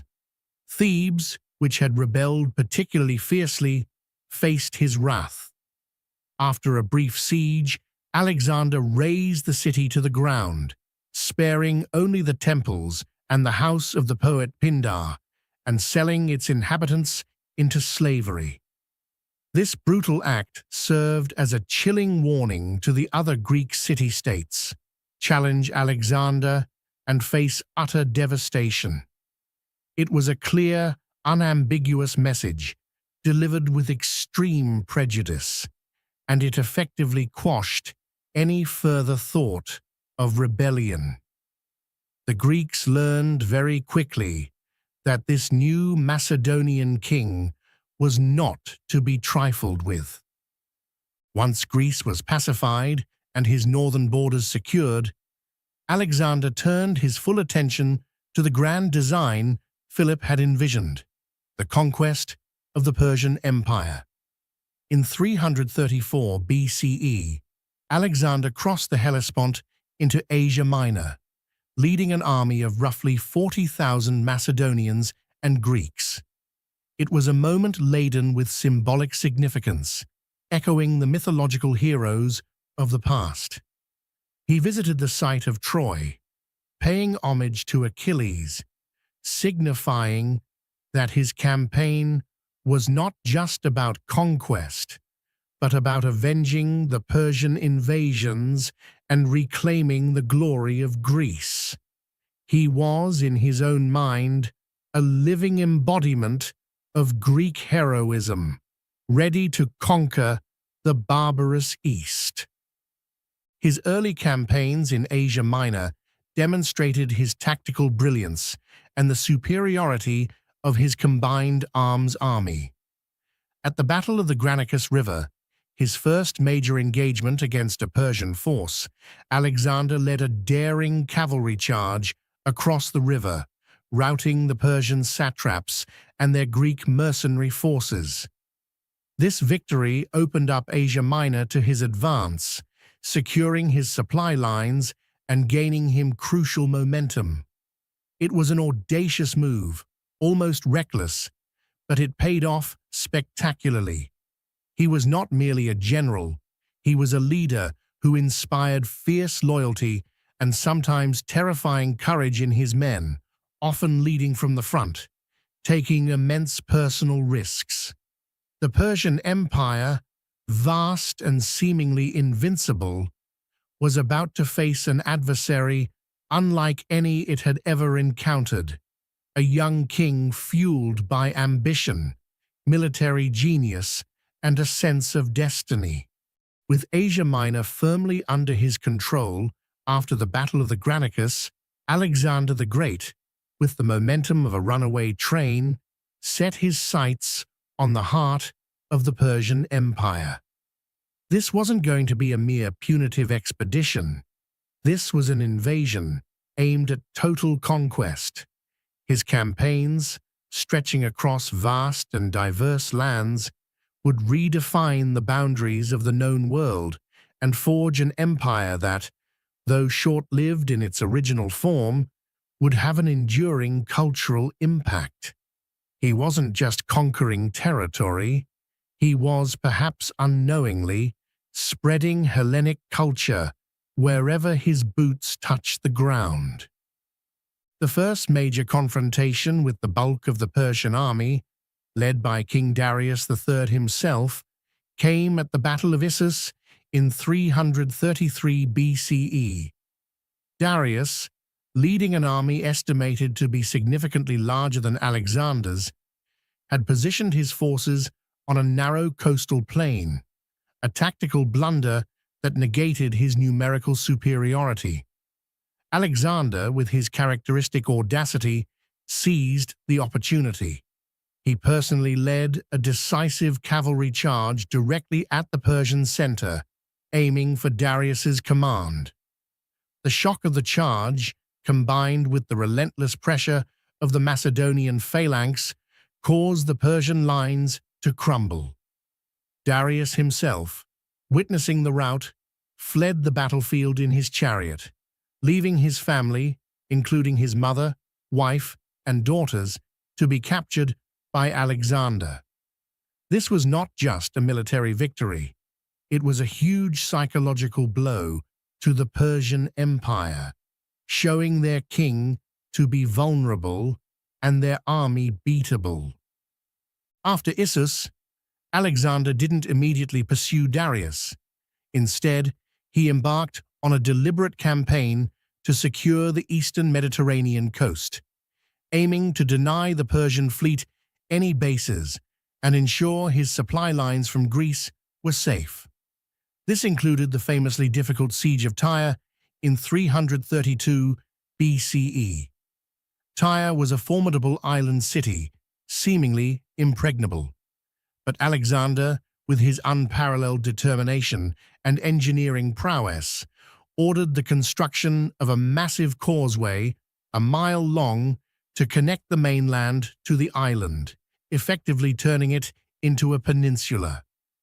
It was an astonishing feat of engineering, taking 7 months and costing thousands of lives, but it ultimately allowed his siege engines to reach the city walls, leading to its capture. This demonstrated Alexander's unwavering resolve and his willingness to undertake monumental tasks to achieve his objectives. Historians still argue whether the extreme brutality Alexander inflicted on the Tyrians was a necessary deterrent or a sign of growing ruthlessness. Following Tyre, Alexander marched south into Egypt. Here, he was welcomed as a liberator from Persian rule, not a conqueror. He was even proclaimed pharaoh and a living god, reinforcing his sense of divine destiny. It was in Egypt that he founded the city of Alexandria, strategically located at the mouth of the Nile.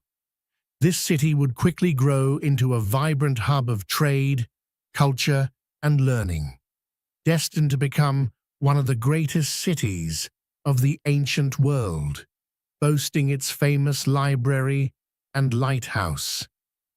It was a forward-thinking move, planning for the empire even as he was still building it, like opening a chain of fancy coffee shops before you've even mastered brewing a single cup. With his western flank secure, Alexander then turned eastward once more for the final showdown with Darius. In 331 BCE, the two greatest armies of the age met on the plains of Gaugamela. This was the largest battle Alexander had ever fought, with Darius having assembled a truly enormous force, including scythed chariots and war elephants, hoping to overwhelm the Macedonians with sheer numbers. But Alexander's tactical brilliance shone brightest here.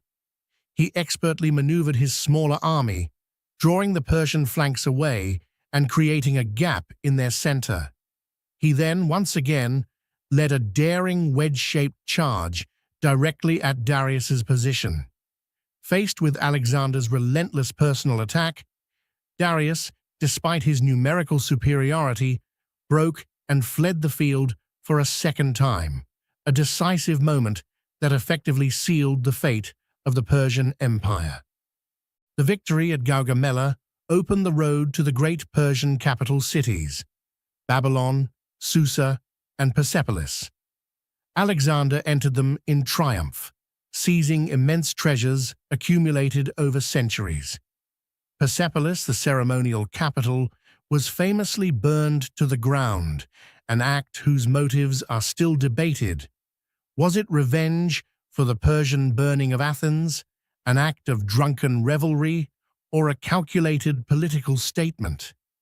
Regardless, the burning of Persepolis symbolized the irreversible downfall of the Achaemenid Persian Empire and the crowning achievement of Alexander's meteoric rise. He had done what no Greek had ever truly achieved. He had conquered Persia, and he was only 25 years old. Having shattered the Persian Empire, Alexander the Great, now effectively king of Asia, faced a new set of challenges, not just how to administer this colossal new domain, but also how to reconcile his Macedonian and Greek followers with the vast, diverse populations he had conquered. His ambition, however, knew no bounds. Rather than consolidating his gains, he pressed eastward, driven by a thirst for exploration and perhaps a desire to reach the ends of the world. His campaigns took him through Bactria and Sogdia, where he faced fierce resistance and harsh environmental conditions before finally leading his army into India. It was a relentless march, pushing his men to their absolute limits. Historians still argue whether his Indian campaign was a logical extension of his empire building or an almost reckless pursuit of personal glory. It was likely both, intertwined in the mind of a man who believed himself touched by divinity.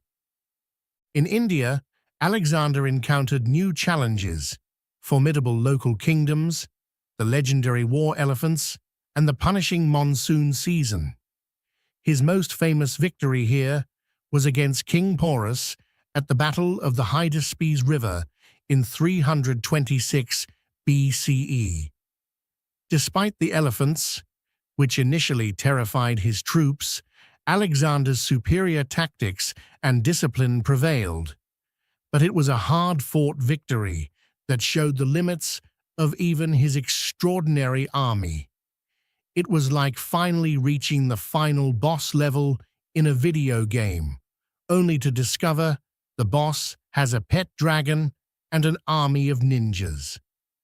After the Hydaspes, Alexander's weary troops, having been campaigning for almost a decade and thousands of miles from home, finally reached their breaking point. They refused to go any further, pleading with their beloved general to turn back. Alexander, reportedly devastated but recognizing the futility of forcing his exhausted men, reluctantly agreed. The long march back was almost as brutal as the conquests, particularly the traverse through the Gedrosian desert, which took a terrible toll on his army from heat, thirst, and starvation. Upon his return to the heart of his empire, Alexander set about consolidating his rule and implementing his vision for a unified Greco-Persian realm. He encouraged a policy of integration, famously holding the Susa weddings in 324 BCE, where thousands of his Macedonian soldiers married Persian noblewomen, and he himself married 2 Persian princesses.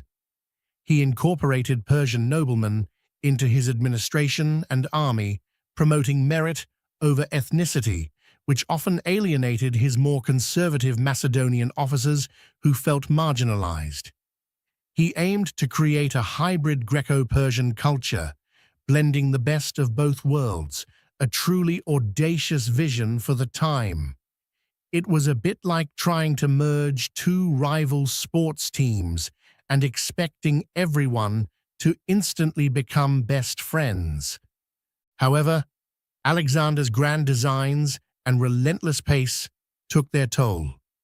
In June 323 BCE in Babylon, after a period of heavy drinking and perhaps exacerbated by injuries and exhaustion, Alexander fell ill and died at the age of 32. His death was sudden and unexpected, plunging his vast empire into immediate crisis. He had named no clear successor, famously answering to the strongest when asked on his deathbed. His infant son, Alexander IV, and his half-brother, Philip III Aridaeus, were merely figureheads, quickly becoming pawns in a deadly power struggle. His generals, the Diadochi, immediately began to squabble over the spoils of his empire. What followed was nearly half a century of brutal, complex wars, as these powerful warlords carved up Alexander's vast dominion among themselves. These conflicts, known as the Wars of the Diadochi, saw alliances shift and break, brothers betraying brothers, and countless battles fought across the former Persian lands. The Ptolemaic kingdom in Egypt, ruled by Ptolemy the Soter and his descendants, famous for its capital Alexandria and its long line of pharaohs, including the legendary Cleopatra. The Seleucid Empire, stretching across much of Asia, founded by Seleucus III Nicator, which at its peak encompassed Mesopotamia, Persia, and parts of Central Asia. The Antigonid Kingdom in Macedon and Greece, founded by Antigonus the Phaemonophthalmus and his descendants, who struggled to maintain control over the fiercely independent Greek city-states. These Hellenistic kingdoms, though ruled by Macedonian dynasties, were profoundly shaped by Greek culture, which they spread throughout their vast territories. Greek language became the lingua franca of administration, trade, and learning across the Eastern Mediterranean and Near East. New cities, many named Antioch or Seleucia or Alexandria, became centers of Greek culture, philosophy, and science.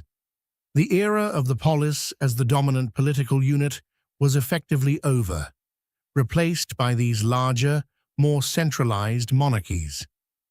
The world was now a much bigger, more interconnected, and decidedly more Hellenized place, a lasting legacy of Alexander's meteoric, if tragically brief, reign. The grand tapestry of Alexander's empire, woven with such speed and ambition, quickly unraveled into a patchwork of competing Hellenistic kingdoms. These weren't simply geographical divisions, they were distinct cultural and political entities, each ruled by a Macedonian dynasty, but profoundly shaped by the vast territories they controlled.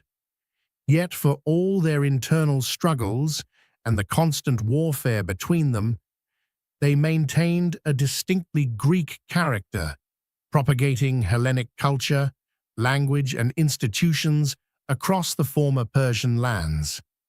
This era, known as the Hellenistic period, roughly 323 to 31 BCE, marked a significant shift from the classical world of the independent polis to a more cosmopolitan, interconnected, and monarchical landscape.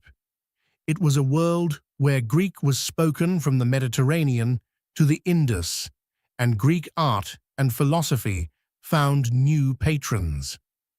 While the Diadochi squabbled and founded their dynasties, the Greek mainland itself, the ancestral home of Hellenic culture, found itself caught in the crossfire.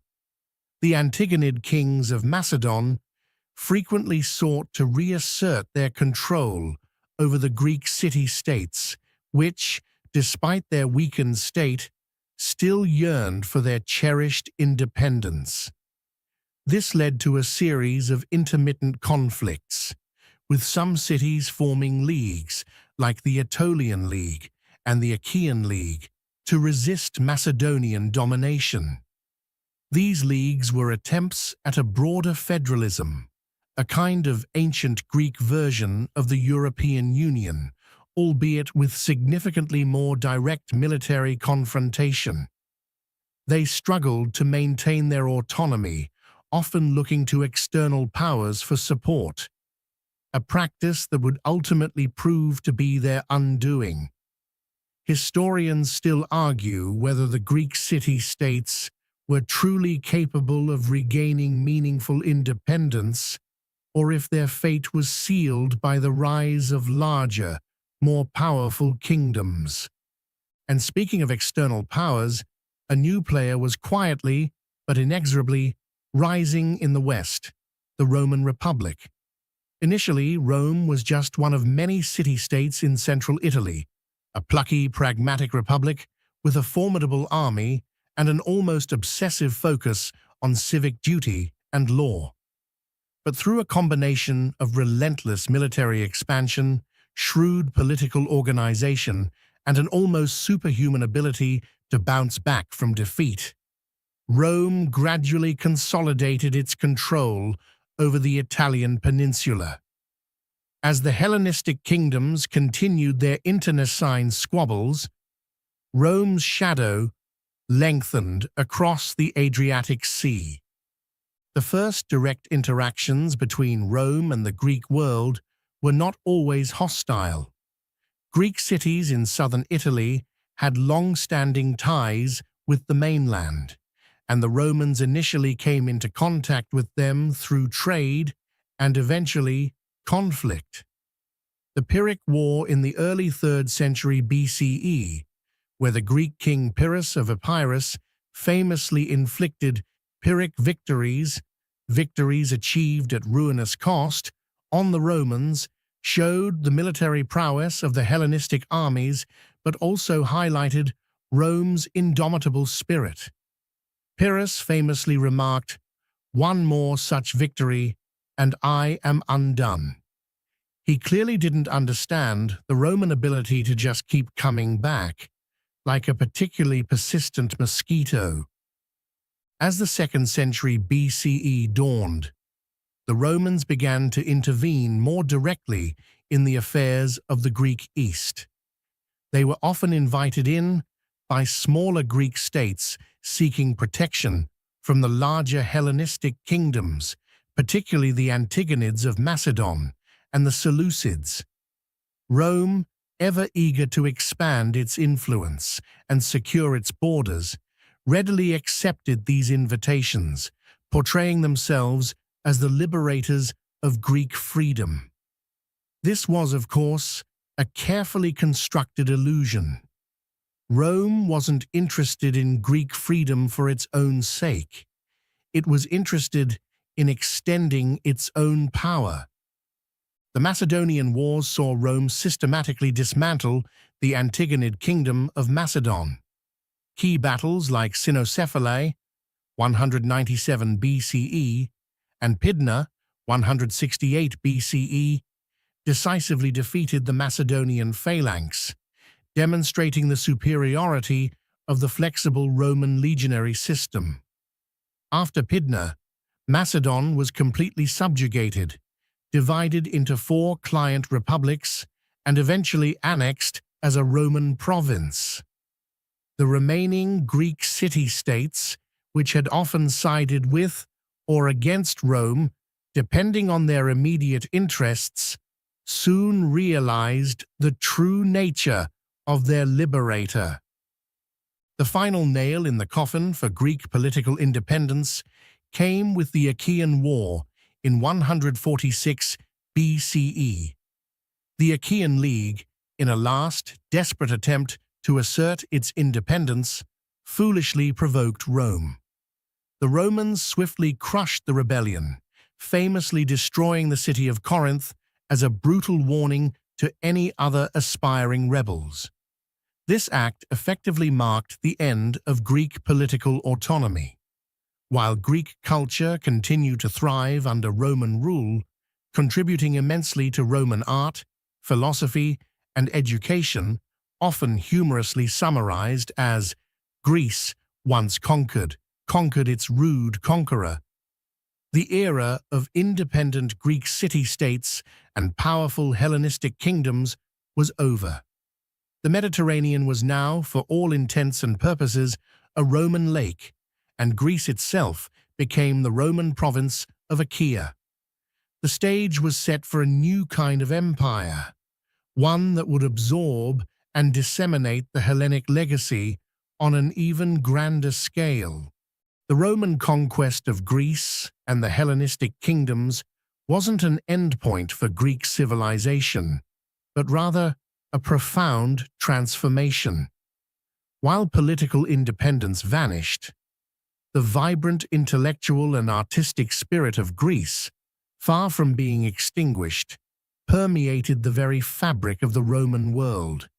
It was a cultural absorption, a conquest in reverse, where the vanquished subtly reshaped the victor. The Romans, practical and pragmatic, readily acknowledged the superiority of Greek art, literature, philosophy, and rhetoric. Wealthy Roman families eagerly hired Greek tutors for their children. Greek became the language of scholarship and refinement, and Roman architecture and sculpture often drew direct inspiration from Hellenic models, sometimes even directly copying them. It was like a new superpower taking over a nation, only to realize that the old nation's food, music, and fashion were infinitely better. Historians still argue whether Rome's adoption of Greek culture was a genuine appreciation or a pragmatic recognition of its prestige and utility. Greece, now the Roman province of Achaea, continued to be a significant cultural hub. Cities like Athens, though shorn of their political power, remained centers of learning, attracting Roman students and philosophers. The academies and lyceums that Plato and Aristotle had founded continued to operate, testament to the enduring power of intellectual inquiry. The Olympic Games continued, albeit under Roman oversight, a nod to the deep-seated traditions that even the Romans recognized and respected. This period also saw the development of new philosophical schools like Stoicism and Epicureanism, which, while originating in the Hellenistic period, found widespread adoption and refinement under Roman influence, appealing to a broader audience seeking personal tranquility in a vast empire. But the legacy of ancient Greece extends far beyond its influence on Rome. Its contributions form the bedrock of Western civilization and continue to resonate in countless ways, even today, thousands of years later. Think about it. First, democracy. While the Athenian model was a direct democracy, limited to male citizens, it laid the foundational principles of popular sovereignty, civic participation, and the rule of law. The idea that citizens have a right to govern themselves, to have a say in their collective destiny, originated in those crowded Athenian assemblies. Every time you hear about elections, debates in parliament, or citizens demanding their rights, you're hearing echoes of the Athenian demos. Second, philosophy. From the pre-Socratic's quest for rational explanations of the universe to the ethical inquiries of Socrates, the ideal forms of Plato, and the systematic logic of Aristotle, Greek philosophy fundamentally shaped how we think, reason, and question. Concepts like logic, ethics, metaphysics, and epistemology all trace their lineage directly back to these ancient Greek thinkers. Without them, our intellectual landscape would be a barren wasteland, probably full of more mythological explanations for why the Wi-Fi is slow. Third, science and mathematics. While not always distinguished from philosophy, the Greeks made groundbreaking advances. Euclid's Elements established the foundations of geometry still taught today. Archimedes' brilliant insights into mechanics and buoyancy, Hippocrates' contributions to medicine, including the Hippocratic Oath, and Ptolemy's geocentric model of the universe, though later disproven, a masterful scientific synthesis of its time, all illustrate a profound commitment to observation, reasoning, and theoretical inquiry. They literally helped write the book on how to figure things out. Fourth, art and architecture. The classical ideals of balance, harmony, proportion, and idealized human form, so perfectly embodied in the Parthenon or the sculptures of Praxiteles, continue to inspire artists and architects globally. The very vocabulary of Western architecture, columns, pediments, friezes, is fundamentally Greek. When you see a grand public building, chances are it has a little bit of Athens in its DNA. Finally, literature and history. The epic poetry of Homer, the tragedies of Aeschylus, Sophocles, and Euripides, the comedies of Aristophanes, and the groundbreaking historical narratives of Herodotus and Thucydides, who sought to understand human events through rational inquiry rather than divine intervention, established genres and narrative techniques that remain central to storytelling and historical analysis. They invented the very idea of writing down what actually happened, rather than just reciting myths. So, as we close this journey through ancient Greece, remember that its story isn't just about battles and kings, but about ideas, about the daring spirit of inquiry, about the relentless pursuit of human potential. It's a story that echoes in our laws, our art, our thoughts, and even our dreams. The lights may have dimmed on their political independence, but the intellectual and cultural flame of ancient Greece continues to burn brightly, illuminating paths for us even now.